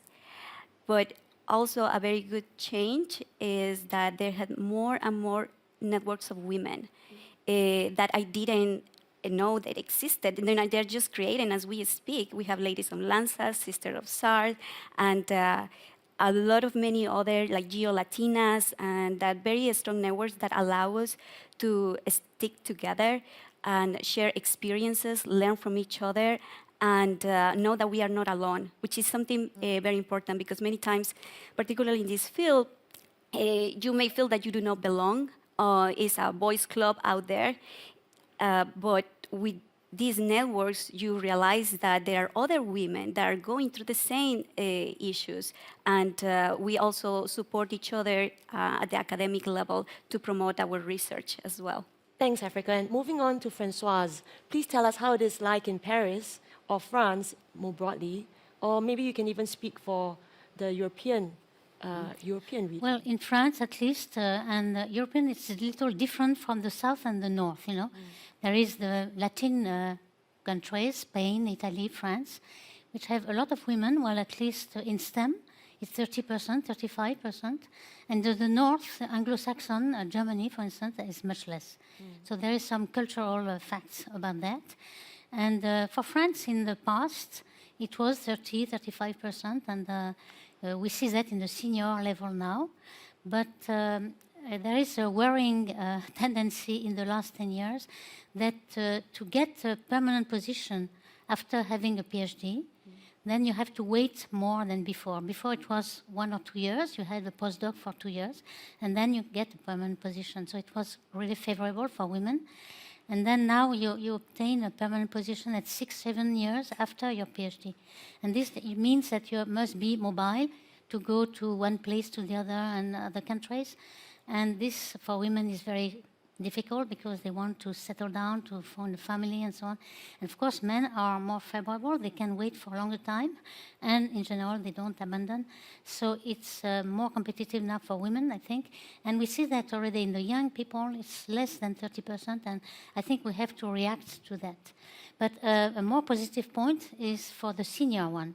I think that before there was a strong glass ceiling, that there was no people, no women in director of institute or president of university and so on. It is now people are aware of that and are selecting more women at the high level. So, for instance, I can give an example. When I entered, there was no women at all in astrophysics, for instance, and now in the STEM there is about 10% elected in academy. So it's a great progress in the last 10 years. There is also in college where there is a lot of selection also, but there is humanities and STEM, so it's 20%, much better. University president is 15% now. It's a real progress, and the director of Institute for CNRS is even 25%. So I think in the senior part there is a positive tendency, and in the junior part, unfortunately, and that we have to react that and to solve this problem. I have noticed too that the length of time between your PhD and a faculty position has actually lengthened in Asia as well. But 6 to 7 years seems like quite a long stretch. The point you brought up about positions becoming less permanent and more contract-based is also a worrying problem that I see in many parts of the world. Doni, how about South Africa? So I think it's very similar to the trends that we have internationally, but obviously we're having a slower trend of growth in South Africa, and it goes back to access, it goes back to finances in my country, in the sense that it is a privilege to do a postgraduate studies, it is a privilege to go to university. Education is not free and very expensive. And so I think that on its own creates the inequality. And as Africa said, we tend to focus now as, okay, let's get our students from their high school, their primary school, into universities to study science, and then we leave them, and then they're left alone, and then it gets lonelier and lonelier, and the ones that are staying in the system are now getting discouraged. And so one thing that I've realized that the networking is very, very important. As an organization, if we provide our fellows with business training or communication training or writing training, they don't actually care about that. What they actually want is to be able to sit with someone and say, I'm really struggling to do this. How did you make it? And how do I get out of this, And so that's what they appreciate more, is sitting together and communicating together. And most importantly, I think the positive side of this is that they are now wanting to become mentors. They are now wanting to change the status quo. They are now wanting to have impact on the ground. And you don't have to kind of find them. They're kind of saying, I'm here. Is anyone listening to what I'm saying? And I think that is so great, because now you have women who want to stretch themselves outside of their science block that says sit in your lab and get out results and publish papers. And they're saying, wait a minute, I can't publish unless I feel that I belong here and I feel like I'm worthy to be here. So I would definitely say it's mentorship, it's wanting to be visible. It's also the networks that are coming in, that people are now wanting to become in networks and talk about their issues. And most importantly, it's about how they are realizing that they can actually have an influence to younger women. So because you're currently in your graduate studies, do you feel well supported right now as a woman in science in your university? I don't want to attack my university. No offense to my university. I feel like they're doing their best. But I think as working with the women that I work with right now, in my organization I've worked with like over 250 black women. And we're having a challenge of the science discipline itself in the sense of it actually being designed for what the modern scientist wants. So the modern scientist wants to understand, where do I fit in the world? Can I start a business? Do I fit into a bigger picture? Can I communicate my research? When I communicate my research, does anyone care? Is anyone willing to invest? And they're not adjusting to these needs. And so then people are saying, oh, I just want to get into entrepreneurship and business. I don't think I want to get into science. I want to get into communication. And it's not that science is a bad industry. I think what they need to do as institutions is incorporate skills like communications, like writing, like, engaging, like, just changing the game a bit to fit into the changes around us and no longer just focusing on you have to publish to stay in sciences. Many of these organizations are very good at supporting us in traditional academic career paths, right? But then are we able to support young scientists on non-traditional career paths? And you really mentioned something about what young scientists aspire to do, which is to spin off companies, start up, be founders and innovators, inventors, So does the Black Women in Science do that? Do you Yes, provide definitely. that resources? Yeah, so our training specifically focuses on scientists that want to understand business. Where do they link up in business? Where do they link up in communications? And that is, for me, very important. So we focus on, if you have an idea, can you make it financial? If not, that's fine. But the fact that you want to think about something else, do it and really understand that. And the importance of this is that when you stand in front of people, you are able to communicate what you're doing, because you're no longer just speaking to the general scientific audience, but you're communicating to a broader audience. Yeah, I mean, the commercialization of science is one aspect that I wish more scientists were taught in graduate school. I certainly wasn't, and I think it would be very helpful if we were given a crash course in that. Well, we definitely have a lot to wish for in terms of what we would need, and you've touched a lot of these topics, Doni. Maybe we'll start with Karen on this. What do you wish or hope for that your governments and your academic institutions can do to encourage, at the start of the pipeline, girls to enter scientific careers, and when they are already in scientific careers, how do we retain them and push them and help them along? Because we are seeing a very dramatic change in the way researchers do their research during the pandemic. Well, thank you for that question, because I think it's one of the most important ones. What can we do to change the situation? I think we need a deep cultural change, and so the society and government and private entrepreneurs, that we should all be pushing towards this important cultural change. Science has, from the government, let's say, because since it was your question, science has to be much more open, it has to permeate more in the society, it has to be more present. We need a lot more scientific culture from the beginning, since they are in the kindergarten. The children should learn to think more. I mean, think what is called the critical thinking or scientific thinking. I don't like to call it scientific thinking, because it's not only related to science. To learn to think has to do. It's a skill you learn for the rest of your life, and it's very important that the young girls and boys, like they learn to ride a bike, they also learn to think, the abstract thinking, logical thinking, to be careful with magnitudes, even with lateral thinking, to be creative. So I mean, during their careers, I think it's very important to consider, for example, child care centers at the research institutions, because I have 2 children, and I had them at the beginning and at the end of my PhD, and I was able to continue with my career. I only stopped for 3 or 4 months with each child, because I had a child care center on campus.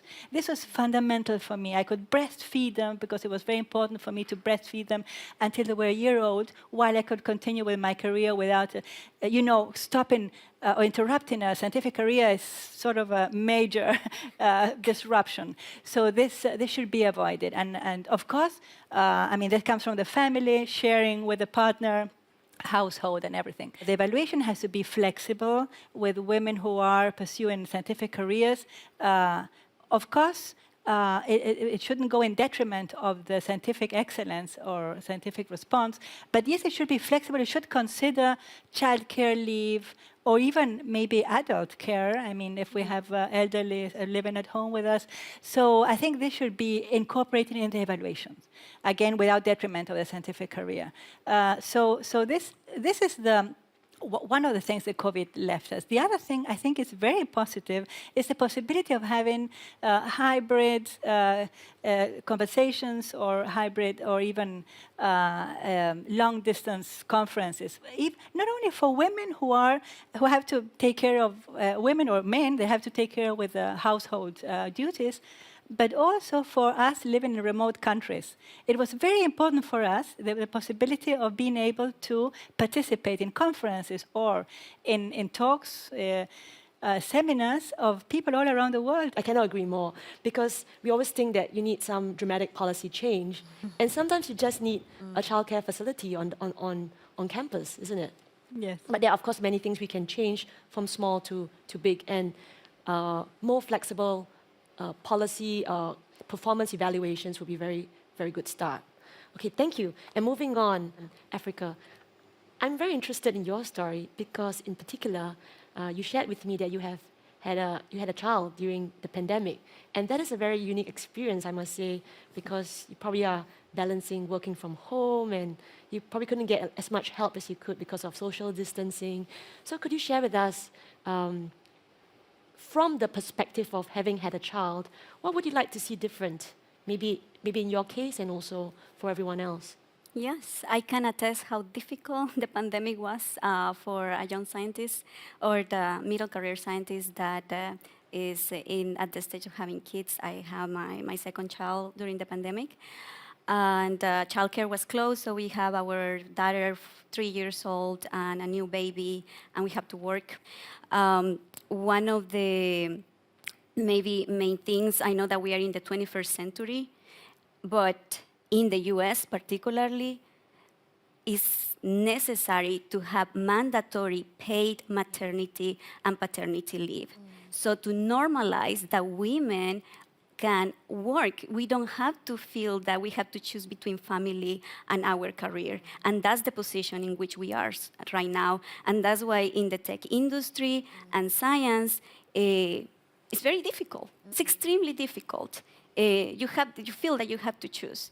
And by implementing these policies that maybe they are normal in other parts of the world, I think that is long needed for the US to implement this. Another thing is affordable and effective childcare, which also doesn't exist in that form in the US, because it makes very difficult for women scientists to be a scientist. You know, you always feel like you have to be choosing between both careers. I actually understand what you're speaking about, because I spent many years in the US as well, and I saw some of my colleagues who had kids, and it was very challenging for them. So what did you do if you weren't offered paid leave? Do you just take unpaid leave or sick leave? It's unpaid leave. So unpaid because leave. I had been working for such a long time, I was able to accumulate enough leave. Like annual leave? My annual leave, all my vacation, all the thing, and it's only 12 weeks. Actually, we have FMLA, so it only allows for 12 maximum. That's the maximum that you can take, which is unpaid. So I think that creates unequal conditions. And one thing, an additional thing I would like to mention is that gender equality in STEM is not about asking for privileges to women only and, special conditions for us. For me, gender equality in STEM is a matter of human rights. Exactly. Because as a mother, I have a completely supportive husband, but what if he would not be with us? And we actually, we were completely vaccinated when we got COVID and nothing bad. But you have to be prepared to take care of your family. You're a working woman. And I should be allowed to take care of my own family if I am working, right? So that's why it is a matter of human rights. We are just asking for a just system. Just for justice, it's just a matter of that. And implementing these small changes, that they are not that small because they have real implications of how we stay in the field, are critical. I feel you. I had 2 babies when I was an assistant professor in tenure track, and I had actually 4 months of maternity leave, and even then, I found it very difficult already. So I can only imagine if you had to take, accumulate all your annual leave. And even then, it wasn't, maternity leave that was was your right to, you know. Yeah. And moving on, Franzois, how can we make our workplaces more, you know, inclusive of women talents? I think this is all aspirational, but I think some of that you can already implement. Yes, I agree very much with all Karen has said. And I think, well, for the job given to women, I think that we were discussing a moment ago about the postdoc and the long time to wait. I think that we could, at least the government could follow what is done in the US, for instance, where you have a tenure track, where you can be, well, it's not completely permanent, but at least it promises that after a few years you will have a permanent job, if you succeed, of course. At primary school, you have a cultural problem and stereotypes. When they are young, even before 10, that girls have these ideas in the mind that there are some jobs that are not done for girls, and we have to change that because it's not true. When you look at girls in studies, in universities, they are more successful. The exam, the end of studies are more successful. They are 55% to succeed and 45% of men. So they have more success in maths, in physics, and so on. But it's just after that they are going to another path, not engineer, because it's not a girl job. And as for the COVID, I think indeed young women, at least, not senior one, because it was even better for senior ones, but for young women who had children, in fact, it was very, very difficult. And the solution we had is to give them more time to finish their PhD, for instance. So we gave 1 year more, and it was accepted. That's very good. So, so at least, and it is also taken into account when you take a job to people, and there are competition with men. You have 1 year more for each child who have grown up. So this is taken into account. So even for awards or for any elections, we take that into account. So at least we are aware of the difficulties, and we take a solution for that. So for the COVID, I agree also that the Zoom meetings were very, very useful. I remember many times I couldn't attend conferences because I had an infant. I had 2 children while I was in my tenure track. So that was a challenge for me. You know, Franzois, you talked about stereotypes in primary school, in books, in textbooks. I think the media has also a lot of role to play, because now I'm a science journalist and publisher. I can tell you, if you take a look at any of the TV shows and movies, or just like a stock photo library, it's always, you know, a male scientist and 2 assistants who are always female. Yeah. I think we have a huge part to play in this changing this narrative It will of take who time. is a scientist. You know. Thanks for sharing, Doni. What would you say you would like to see change in South Africa? I think, you know, in as much as, you know, it was great to have Zoom meetings and have access to Zoom meetings, but majority of South Africans and Africans don't have access to data. And that's another conversation, that it becomes even more of the privilege to get data. And so once lockdown happened, our universities completely flipped, and now lecturers had to go online, but the students don't have data. How do they provide access to data so the students can learn online? Never mind data, laptops. You know, there's a huge, you know, different level of accessibility. So when I read one of the articles during COVID, it was around publishing and how it shows that women are publishing less in open-ended journals. So I support open-ended journals because I want people to have access. And so for me, it would be, how do we encourage women or incentivize women or universities, how do universities incentivize that women publish more, that women from developing countries publish more, and incentivize them by giving them data, by giving them time, by giving them a laptop, you know, and all of that is very, very important, because maybe little things that we might look at as a normal access, someone else doesn't have. And so even if someone is in as a woman scientist and they're told to go to a Zoom meeting as an African scientist, they might think this is too much work.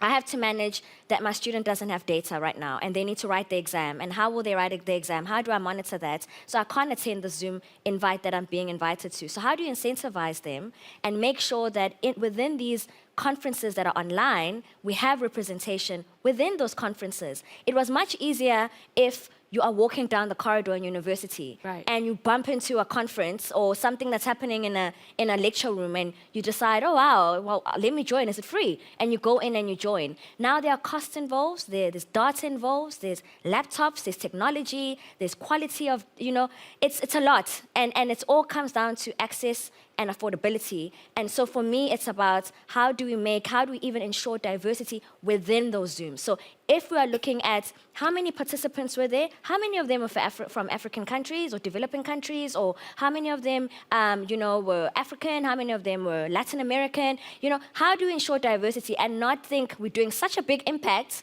but we're actually just talking still, the higher elites are still just talking to each other, but it's now that they can just meet between China and America and, So for me, it's about access and are we really being sure about that within that access during COVID, are we still being fair to women and to African women and to, upcoming scientists and emerging scientists? Very, very powerful words. Thank you very much, Doni. All right, I would like to thank our 4 speakers for their generous insights today. Clearly, there's a lot more work that needs to be done. But fortunately, we have 4 of you leading your community and your country. So I thank the audience for your participation, and perhaps you could join me in giving our speakers a round of applause. Thank you. Thanks.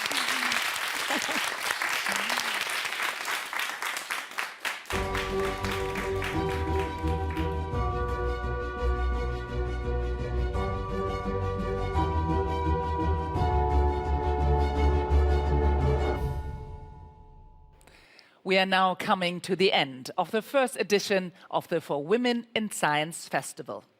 I hope that, like me, you have been inspired by these fabulous women who are rocking the world of science. Let's hear once more from these women about what resilience means to them as women in science. Then I'll meet you again to conclude the festival with an interview between Audrey Azoulay, Director General of the United Nations Educational, Scientific and Cultural Organizations, and Jean-Paul Agon, Chairman of the Foundation L'Oréal. Resilience is about being more like Avengers. It is kind of a superpower. It's something that we need to fight all of the difficulties that we find in our way. Women have so much power when they have the opportunity. Resilience is to be able to do all what we can to pursue our dream. Following your dream, following your passion. Not pay attention to criticism. Do not focus on what other people think about you, but what you think about yourself. Our For Women in Science journey brings us back to those who graciously brought us together, UNESCO and the Foundation L'Oréal. I now have the pleasure to have with me Madame Audrey Azoulay, the Director General of the United Nations Educational, Scientific and Cultural Organization, UNESCO, and also Monsieur Jean-Paul Agon, the President of the Foundation L'Oréal. Welcome. Thank you. Thank you. Madame Azoulay, UNESCO celebrated its 75th anniversary recently, and science was one of the highlights. So it seems now for the first For Women in Science Festival, science seems to be quite high on the political agenda, and it is also squarely in the public's eye. So how do you see the UNESCO contribution to science, and especially to women in science, which is called for by the 30 women scientists that are taking the stage today? First, it's a pleasure to participate in this festival because the issues we are going to talk about and the issues raised by these women are structural, are fundamental. So here at UNESCO, you mentioned we've celebrated our 75th anniversary, and the science, the S in UNESCO, has always been at the core of the mandate. UNESCO was built and was imagined during the war, and with this idea that we needed science to build peace, we needed international cooperation in science, and also we needed to take more into account the social impact of science, and today I would say its ethical impact. And this has led to many initiatives of UNESCO in science during this history in terms of international cooperation on ocean science, on biodiversity, on major infrastructure like the CERN in Europe for nuclear research, or the Sesame in the Middle East, things like that. But what we see today, and you were right to mention that science is very high on the agenda, is that most of the challenges we face need scientific response to deal with them. It's the case for, of course, the climate disruption, the loss of biodiversity, also the ethical impact of big data, of technology in our world. And for all this, we need more investment in science. And our number shows that there is not enough investment in science. But not only do we need more investment in science, we need a more inclusive science, and we need more women participation in science. And here again, the numbers are very bad.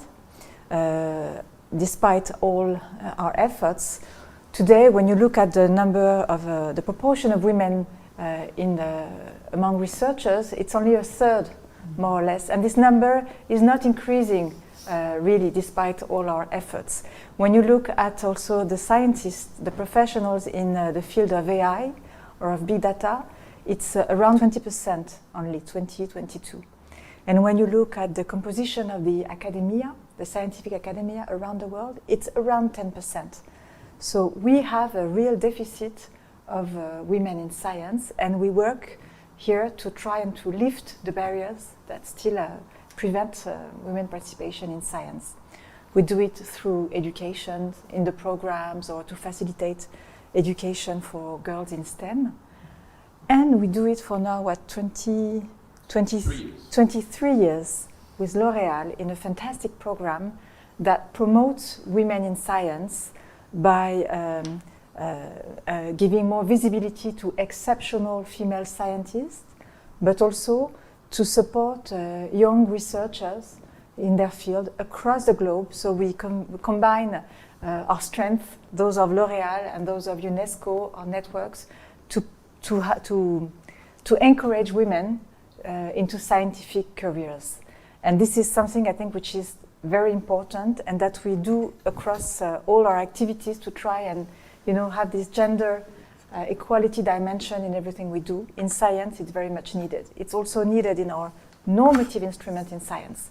We are discussing now in UNESCO an open science recommendation. The gender dimension is very important. Also another one on the ethics of artificial intelligence. Here again, we have an issue on that. But this program with L'Oréal has been a success, and we hear it from many of our laureates, to encourage and also to give hope, and to give young women this impetus to go into science. Monsieur Argon, the For Women in Science Festival gives a much needed forum now for the women scientists. They can introduce their discoveries, they can talk about their researches, but they can also share their thoughts about biases and also about the systematic discrimination that takes place in science and that stands in the way of gender balance in science. For you personally, what are the key messages that you take away, and also how do you see what actions need to be taken in the future that are crucial? Yeah, there are several key messages, you're right. Well, number one is that this festival shows that these women scientists are just extraordinary. What we have seen today is really extraordinary. The quality, the level, the ambition of these women scientists is fantastic. And it confirms what Mrs. Azoulay said about the importance of women in science. Women scientists can really change the world. And we used to say that the world needs science and science needs women, and this is more true than ever. So that's the number one thing. It illustrates the importance of this battle. Number two, it shows also, as you said, that women are still really underrepresented in science, and it is just not acceptable. Why would we sacrifice, or why would we do without women in science? Women have to be in science, and they can bring absolutely a lot. And as you said, there is still many barriers, glass ceilings that limit their careers and their developments. So that's I think, very important. And in terms of what the critical action for the future can be, I think that number one, as Mrs. Azoulay said, we need to give more visibility to these women scientists, because we need to inspire the next generation. You know, we need to make young girls attracted to science, young girls confident that they can be successful in a scientific career, and sometimes they are not. Sometimes they are afraid that it's not for them, that science is not for girls, so we have to encourage them.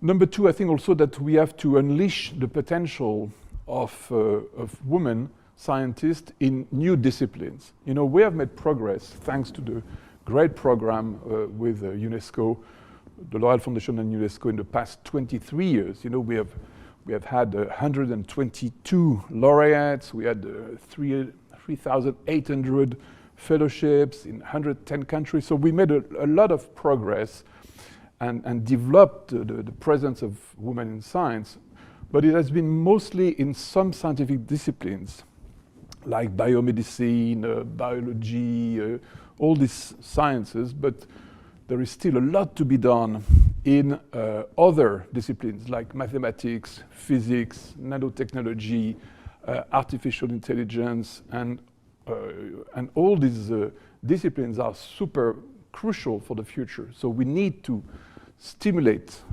women in this field. And to finish with, you know, a different idea is that we think that we should also enroll men scientists, because, you know, by definition, we cannot revolutionize science, and we cannot make sure that women are more integrated in the scientific world if men are not helping. You know, it's true in science like it is in any other part of the society. So we have a program called Men for Women in Science, where we really try to motivate men to accept and develop and promote the careers of women in science. So it's a great program. We are very happy and proud to have this program developed with UNESCO, and we are sure that we are really contributing to a better science for tomorrow. I hope so. It sounds like it. Thank you so much, Monsieur Argon. Thank you, Madame Azoulay, for these motivating, also open words. Thank you. Thank you very much. Thanks a lot. Yes, it is indeed up to us all to ensure a brighter future for women in science, because only if we reach gender balance in science can science fully respond to the ever-growing needs of people and the planet.